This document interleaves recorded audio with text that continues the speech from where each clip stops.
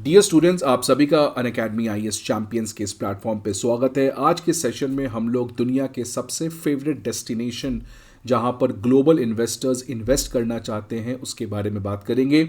और वो कंट्री है वियतनाम। वियतनाम की एक बहुत ही इंटरेस्टिंग हिस्ट्री है। वियतनाम एक सिविल वॉर से निकला और उस वियतनामी सिविल वॉर ने वियतनाम के लोकल इकॉनमी के ऊपर एक बहुत बड़ा इम्पैक्ट पहुंचाया। और जब वियतनाम सिविल वॉर से निकला तो उसके बाद चाइना ने वियतनाम के ऊपर अटैक कर दिया और इन सभी रीजंस की वजह से वियतनाम में एक इकोनॉमिक डिजास्टर था एक समय में। लेकिन आज Vietnam has successfully able to bring a certain reforms और उन रिफॉर्म्स की वजह से आज Vietnam has become a economic success story. और इन रिफॉर्म्स में प्राइमरली दो रिफॉर्म्स हैं जिसकी वजह से वियतनाम आज दुनिया का फेवरेट डेस्टिनेशन बना है। इसमें पहला रिफॉर्म है जो डोमेस्टिक रिफॉर्म है, जो लोकल रिफॉर्म्स हैं उसको वियतनाम ने सक्सेसफुली कंडक्ट किया। और दूसरा सेट ऑफ रिफॉर्म्स वियतनाम ने किया अपने एक्सटर्नल सेक्टर में, अपने फॉरेन पॉलिसी में, जिसको हम कहते हैं बैम्बू डिप्लोमेसी। तो ये दो रिफॉर्म्स, एक तो लोकल रिफॉर्म्स, डोमेस्टिक रिफॉर्म्स, और दूसरा एक्सटर्नल सेक्टर में रिफॉर्म, अपने फॉरेन पॉलिसी में रिफॉर्म, जिसको हम बैम्बू डिप्लोमेसी कहते हैं। ये दो रीजंस बने हैं आज जिसकी वजह से Vietnam has become a success story. Vietnam has become a important player in the current Jio politics. तो आज के सेशन में हम लोग वियतनाम के बारे में बात करने जा रहे हैं। अगर आपको सेशन अच्छा लगे तो लाइक ज़रूर करिएगा। अब आगे बढ़ने के पहले एक इंपॉर्टेंट इन्फॉर्मेशन आपके लिए कि 4 नवंबर से हमारे बैचेस करोल बाग में, मुखर्जी नगर में, पटना में और प्रयागराज में स्टार्ट होने जा रहे हैं। लेकिन इसमें एक सबसे इंटरेस्टिंग बात है कि हमारे डिस्काउंटेड प्राइस 59,999 में ये सारे बैचेस लॉन्च किए जा रहे हैं। ये एक तरीके से अनअकैडमी आईएएस का दीपावली तोहफा है अपने प्यारे स्टूडेंट्स के लिए। हमारे बैचेस का आप ये इन्फॉर्मेशन यहाँ पे देख सकते हैं, करोल बाग में, मुखर्जी नगर में, प्रयागराज में और पटना में।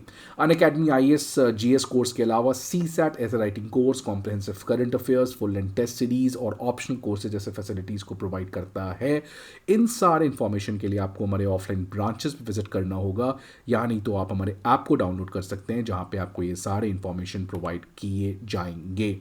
अब वियतनाम सिविल वॉर के बारे में शायद आपको पता होगा, 1945 से 1976 तक ये वियतनाम सिविल वॉर चला था, जहाँ पे north Vietnam versus south Vietnam की ये लड़ाई थी।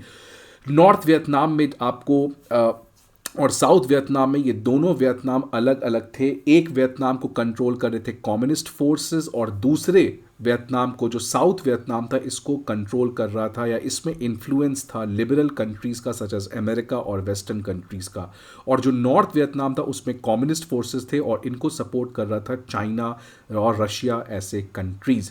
और इस वियतनाम सिविल वॉर की वजह से काफ़ी ज़्यादा इम्पैक्ट पहुंचा था वियतनाम के लोकल इकॉनमी में। फाइनली ये सिविल वॉर 1976 में एंड हुआ, जब जो नॉर्थ वियतनाम था वो इस वॉर को जीत गया, जिसकी वजह से वियतनाम एक कम्युनिस्ट कंट्री बन गया। तो एक तरीके से चाइना और रशिया का वियतनाम के यूनिफिकेशन में एक बहुत बड़ा रोल था। अब जब 1976 में वियतनाम सिविल वॉर ख़त्म हो गया तो इसके बाद 1979 में एक बहुत बड़ा अटैक चाइना ने कर दिया वियतनाम के ऊपर। ये इसीलिए हुआ बिकॉज वियतनाम ने एक तरीके का डिफेंस ट्रीटी सोवियत यूनियन के साथ साइन कर लिया था और ये बात चाइना को पसंद नहीं आया था। बिकॉज आपको शायद पता होगा कि चाइना और सोवियत यूनियन के बीच में रिलेशन 1950 से लेके 60-65 तक काफ़ी अच्छा था, लेकिन 1970 के लगभग चाइना और सोवियत यूनियन के बीच में लड़ाई हो चुकी थी, बहुत बड़ी दुश्मनी हो चुकी थी। तो इसीलिए सोवियत यूनियन जब वियतनाम के साथ इस तरीके का डिफेंस ट्रीटी किया तो चाइना ने वियतनाम के ऊपर अटैक कर दिया। और क्योंकि वियतनाम जो चाइना का एक पड़ोसी देश है तो चाइना के लिए अटैक करना काफ़ी ज़्यादा ईजी था। इस पर्टिकुलर लड़ाई के बाद जब चाइना ने अटैक किया वियतनाम के ऊपर तो वियतनाम ने 4 नो की पॉलिसी सीखी। 4 नोज। पहला, Vietnam will not join any military alliance. दूसरा, Vietnam will not side with one country against another. Vietnam will not allow foreign military bases on its soil. और चौथा, Vietnam will not use force or threaten to use force in international relation. तो इतना बड़ा जब China का attack हुआ तो Vietnam ने अपने फॉरेन पॉलिसी को रिकैलिब्रेट किया और ये 4 नो की पॉलिसी को इन्होंने लाया। लेकिन आज के समय वियतनाम के सामने एक नया चैलेंज है। आज के समय वियतनाम के एक सामने नया अपॉर्चुनिटी है और इसीलिए इसीलिए वियतनाम ने अपने फॉरेन पॉलिसी को वापस से रिकैलिब्रेट किया है आज 21वीं सदी में, जहां पे हम एक नए वर्ल्ड ऑर्डर की तरफ बढ़ रहे हैं। आज अमेरिका और चाइना की राइवलरी है, इसीलिए आज वियतनाम ने अपने फॉरेन पॉलिसी को वापस से रीएडजस्ट किया है। तो 1979 से लेके अभी तक वियतनाम की फॉरेन पॉलिसी में ये 4 नो पॉलिसी बहुत ज़्यादा सिग्निफिकेंट थे, लेकिन आज ये 4 नो पॉलिसी से काम नहीं चलेगा, क्योंकि आज वियतनाम के सामने एक ऐसा बड़ा कंट्री है चाइना, जो दुनिया का सेकेंड मोस्ट पावरफुल कंट्री बन चुका है।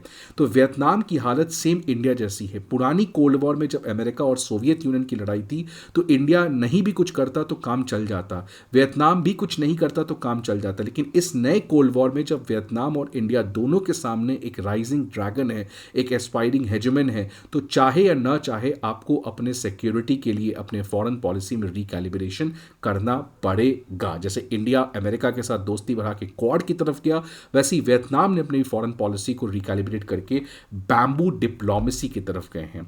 तो आज इसी चैलेंज की बात कर रहे हैं कि चाइना का एग्रेशन साउथ चाइना सी में बहुत ज़्यादा बढ़ गया है, और साथ ही साथ इस समय वियतनाम की जो इकॉनमी है वो भी बहुत ज़्यादा चाइना के ऊपर डिपेंड करती है, और इसी की वजह से वियतनाम जो है वो चाइना का एक डर है, वियतनाम जो है वो चाइना का एक फियर है, चाइना का एक सिक्योरिटी थ्रेट है, जिसके अगेंस्ट वो अपने आप को रेजिलियंट बनाना चाह रहा है।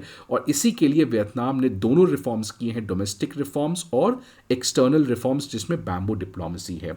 अब सबसे पहले हम एक्सटर्नल रिफॉर्म्स की बात कर लेते हैं। अपने विदेश नीति, अपने फॉरेन पॉलिसी में बहुत बड़ा बदलाव वियतनाम ने किया है, और इस पर्टिकुलर बदलाव का नाम वियतनामीज जनरल सेक्रेटरी फू थ्रोंग ने दिया है। उसको कहते हैं हम लोग बैम्बू डिप्लोमेसी।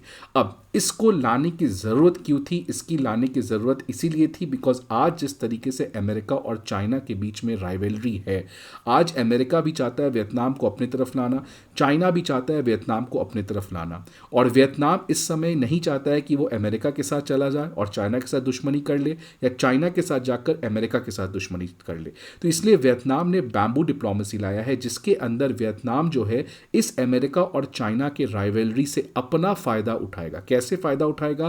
वियतनाम ना अमेरिका के साथ जाएगा ना चाइना के साथ जाएगा, वो दोनों के साथ मिल के काम करेगा। और क्योंकि आज इन दोनों कंट्रीज़ को वियतनाम चाहिए, तो ये दोनों से इसी तरीके से बार्गेन करेगा। चाइना के लिए वो अमेरिका से बार्गेन करेगा, और अमेरिका के लिए वो चाइना से बार्गेन करके अपना फ़ायदा करेगा। तो इस रिलेशन जो एक तरीके से वो बैलेंस करेगा अमेरिका और चाइना के बीच में, इसी को बैम्बू डिप्लोमेसी कहते हैं। अब आप पूछेगा बैम्बू क्यों? तो बैम्बू, आपको पेड़ पता होगा, ये बहुत ज़्यादा अडेप्टेबल होता है, ये बहुत ज़्यादा फ्लेक्सिबल होता है, इसके जो रूट्स हैं वो बहुत ज़्यादा स्ट्रॉन्ग होते हैं, लेकिन इसका जो ब्रांचेज है वो बहुत ज़्यादा फ्लेक्सिबल होता है। तो इसी बैम्बू के बेसिस से इस अडेप्टेबिलिटी, इस फ्लेक्सिबिलिटी को वियतनाम अपने फॉरेन पॉलिसी में लाना चाह रहा है कि वियतनाम को भी आज इस राइवलरी के बीच में एक तरीके से अपने आप को बैलेंस करना पड़ेगा। जैसे जैसे सिचुएशन इमर्ज करते हैं वैसे वैसे उन्हें अडेप्टेबल होना पड़ेगा, फ्लेक्सिबल होना पड़ेगा, अपने फॉरेन पॉलिसी को रिजिड नहीं रखना पड़ेगा, बिकॉज कब क्या हो जाए इसके हिसाब से हमें अपने फॉरेन पॉलिसी को रखना है। तो वियतनाम जो है वो आज इस नए वर्ल्ड ऑर्डर जो बहुत सिग्निफिकेंटली चेंज हो रहा है, अपने आप को फ्लेक्सिबल रखना चाहता है, अपने आप को अडेप्टेबल रखना चाहता है, और जिस तरीके से बैम्बू एक बहुत ही बैलेंस तरीके से अपने आप रखता है, वैसे ही वियतनाम जो है वो भी अपने आप को बैलेंस तरीके से अमेरिका और चाइना की इस राइवलरी में रखना चाहता है, और इस राइवलरी से मैक्सिमम फायदा अपना उठाना चाहता है। और इसका एग्जांपल देखिए, अब वियतनाम और अमेरिका का रिलेशन बहुत अच्छा बढ़ा है। 2001 में बायलैटरल ट्रेड एग्रीमेंट हुआ था, 2023 में आप देखिए बाइडेन जो है वियतनाम विजिट करते हैं, जिसकी वजह से रिलेशनशिप कॉम्प्रिहेंसिव स्ट्रैटेजिक पार्टनरशिप में कन्वर्ट होता है। और आज अमेरिका जो है वो वियतनाम में बहुत ज़्यादा सेमीकंडक्टर मैन्युफैक्चरिंग के लिए भी इन्वेस्ट कर रहा है। Vietnam has become a friend shoring partner for the United states. आज जैसे चाइना से लोग इन्वेस्टमेंट को हटाना चाह रहे हैं, ऐसे जगह अपने सप्लाई चेन्स को बनाना चाह रहे हैं जो फ्रेंडली कंट्री है, और उस फ्रेंडली कंट्री में Vietnam has become the top choice for the United states manufacturing companies. लेकिन इसके अलावा वियतनाम अपना चाइना के साथ भी दोस्ती को काफ़ी अच्छा रख रहा है। आप देख सकते हैं 2023 में Chinese leader Xi Jinping Vietnam visit किए। इसके अलावा हमारा चाइना जो है वो वियतनाम का सबसे बड़ा ट्रेडिंग पार्टनर है फॉर सेवरल ईयर्स। तो एक तरीके से ये देख सकते हैं आप कि वियतनाम चाइना के साथ भी दोस्ती बढ़ाया है और अमेरिका के साथ भी दोस्ती बढ़ाया है। और तीसरा ग्रेट पावर रशिया, जो हमेशा से वियतनाम का काफ़ी अच्छा दोस्त रहा था, उसके साथ भी वियतनाम रशिया के साथ अपना दोस्ती को बढ़ा रहा है, प्राइमरली मिलिट्री डील्स में। आप देख सकते हैं वियतनाम जो है वो रशिया के साथ एक बहुत बड़ा आर्म्स डील कर रहा है और वो भी लोकल करेंसी में करने जा रहा है, जिससे वेस्टर्न सैंक्शंस को वो बाईपास कर सके। जून 2024 में रशियन प्रेसिडेंट पुतिन भी वियतनाम में आए थे। तो आप देखिए 2023 में बाइडेन जाते हैं आपके वियतनाम में, 2023 में शी जिनपिंग जाते हैं वियतनाम में और 2024 में पुतिन जाते हैं वियतनाम में। तो तीन बड़े कंट्रीज़ के तीनों लीडर्स वियतनाम जा रहे हैं। ये बताता है कि वियतनाम की आज ज्योग्राफिकल और जियोपॉलिटिकल सिग्निफिकेंस कितनी ज़्यादा बढ़ चुकी है। तो आप देख सकते हैं वियतनाम और इंडिया की बहुत हद तक सिमिलैरिटी है। वियतनाम रशिया पुराने दोस्त रहे हैं, मिलिट्री पार्टनर्स रहे। इंडिया रशिया भी पुराने दोस्त रहे, पुराने मिलिट्री पार्टनर्स रहे।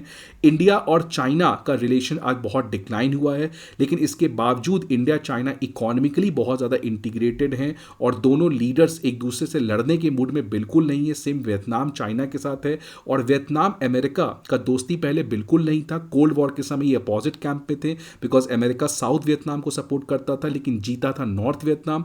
तो जब नॉर्थ वियतनाम आया था पावर में वियतनाम के ऊपर, तो अमेरिका के साथ दोस्ती नहीं था। लेकिन आज वियतनाम, जब चाइना एक बड़ा कंट्री उसके बगल में बैठा हुआ है, तो इसीलिए अपने सिक्योरिटी को मैक्सिमाइज करने के लिए वो अमेरिका के साथ भी दोस्ती को बढ़ाया है, वेस्ट के साथ भी दोस्ती को बढ़ाया है। तो आप देख सकते हैं इंडिया और वियतनाम का जो आज एक तरीके से फॉरेन पॉलिसी करने का तरीका है वो बहुत ज़्यादा सिमिलर देखने को मिल रहा है और इसी को वियतनाम अपने सेंस में बैम्बू डिप्लोमेसी के नाम से कहता है। इसके साथ वियतनाम का रिलेशन बाकी मिडिल पावर्स के साथ such as India, Japan, Australia, Indonesia, Singapore, Philippines, इन सब के साथ भी रिलेशन बहुत ज़्यादा रिसेंट टाइम्स में बढ़ा है। लेकिन एक नया चीज़ जो वियतनाम ने बहुत स्ट्रांगली किया है, बहुत एग्रेसिवली किया है, वो अपने डोमेस्टिक लेवल में भी रिफॉर्म्स। आप देखिए वियतनाम ने बहुत ज़्यादा इन्वेस्टमेंट किया है ह्यूमन और फिजिकल कैपिटल में। ह्यूमन कैपिटल का मतलब एजुकेशन में, लोगों के हेल्थ में, स्किल डेवलपमेंट में, और फिजिकल कैपिटल में वर्ल्ड का बेस्ट क्लास इंफ्रास्ट्रक्चर दिया है। और ये सब कुछ पब्लिक इन्वेस्टमेंट के ऊपर हो रहा है, प्राइवेट इन्वेस्टमेंट के ऊपर कम रिलायंस है, जिसकी वजह से वहाँ पे इनइक्वालिटी भी वियतनाम में काफ़ी कम देखने को मिली है। एक्सटर्नल सेक्टर में भी बहुत ज़्यादा लिबरलाइजेशन है। 15 फ्री ट्रेड एग्रीमेंट इन्होंने किया है, कॉर्पोरेट इनकम टैक्स ब्रेक किया है, इंडस्ट्रियल जोन्स बनाए हैं और पॉलिटिकल स्टेबिलिटी को भी काफ़ी ज़्यादा स्ट्रांगली रखा है। तो ये एक तरीके से इंडिया से थोड़ा ज़्यादा वियतनाम ने काफ़ी अच्छे से किया है। वियतनाम ने जिस तरीके से अपने लोकल रिफॉर्म्स को किया है उसमें इंडिया थोड़ा सा लैक किया है। आज इंडिया ने ह्यूमन कैपिटल पे उतना काम नहीं किया है, फिजिकल कैपिटल पे इंडिया एग्रेसिवली काम कर रहा है, इंडस्ट्रियल जोन्स भी हमने बनाए हैं, पॉलिटिकल स्टेबिलिटी भी पिछले 15-20 साल से इंडिया में है अंडर द एनडीए गवर्नमेंट। लेकिन ह्यूमन कैपिटल अभी भी वियतनाम ने काफ़ी अच्छे से किया है, जिसकी वजह से आज जितने भी कंपनीज चाइना से निकल रहे हैं वो सब वियतनाम की तरफ जा रहे हैं। इन दोनों बैम्बू डिप्लोमेसी और डोमेस्टिक रिफॉर्म्स की वजह से आप देखिए वियतनाम कहाँ से कहाँ पहुँचा है। अगर 2019 का डेटा देखें तो $31 बिलियन चाइना से इन्वेस्टमेंट निकला। उस $31 बिलियन में 46% वियतनाम के पास गया, 27% मलेशिया के पास गया और मात्र 10% इंडिया के पास गया। अगर हम मैन्युफैक्चरिंग एक्सपोर्ट शेयर की बात करें तो मैन्युफैक्चरिंग एक्सपोर्ट शेयर में इंडिया और वियतनाम दोनों का शेयर लगभग सेम था, 1% से कम 2010 के पहले। लेकिन 2022 में इंडिया का शेयर 1% से बढ़कर 2.5% गया मैन्युफैक्चरिंग एक्सपोर्ट में, लेकिन वियतनाम का आप देखिए 1 से बढ़कर 12% गया। और इसका एक एग्जांपल देख सकते हैं कि सैमसंग का सबसे बड़ा असेंबली प्लांट इस समय वियतनाम में है, जहां पर वो 1 लाख पीपल को एम्प्लॉय करता है। तो ये वियतनाम जो डोमेस्टिक तरीके से रिफॉर्म किया है वो एक सिग्निफिकेंट है। तो आज अगर इंडिया को भी आने वाले टाइम में अमेरिका चाइना के इस राइवलरी से फायदा उठाना है, जो इंडिया एस जयशंकर करना भी चाह रहे हैं, लेकिन उसका एक सबसे बड़ा प्री रिक्विजिट है कि हमें अपने स्किल डेवलपिंग इंस्टीट्यूशंस, अपने कॉलेजेस, अपने स्कूल्स, अपने पॉलिटेक्निक इंस्टीट्यूशंस, इन बेसिक चीज़ों के ऊपर बहुत एग्रेसिवली काम करना पड़ेगा। बिकॉज जब तक हमें डिग्री मिलेगा विदाउट एनी स्किल, जब तक कॉलेज में इस तरीके से करप्शन के प्रॉब्लम रहेंगे, तब तक हम स्किल डेवलपमेंट के ऊपर अच्छे से काम नहीं कर सकते हैं। इसीलिए और दूसरा बात है कि वियतनाम एक तरीके से डिक्टेटर कम्युनिस्ट कंट्री है, तो थोड़ा सा वियतनाम को एडवांटेज भी मिल जाता है over India. But in general India और वियतनाम का रिलेशन सेम है। वियतनाम एक तरीके का सक्सेसफुल स्टोरी है, किस तरीके से छोटे कंट्रीज़, और ये चीज़ सीखना चाहिए इंडिया के पड़ोसी देशों को, श्रीलंका, बांग्लादेश की चाइना के ऊपर डिपेंडेंस को मैनेज करो, वेस्ट के साथ रिलेशन बढ़ाओ, इंडिया के साथ मिल के काम करो, सो दैट आप भी अपने आप को वियतनाम की तरह ग्रो कर सकते हैं। अगर आपकी भी कोई सजेशन है तो ज़रूर कमेंट बॉक्स बताएं। वीडियो अच्छा लगे तो लाइक ज़रूर करिएगा। See you again the next video, till then good bye.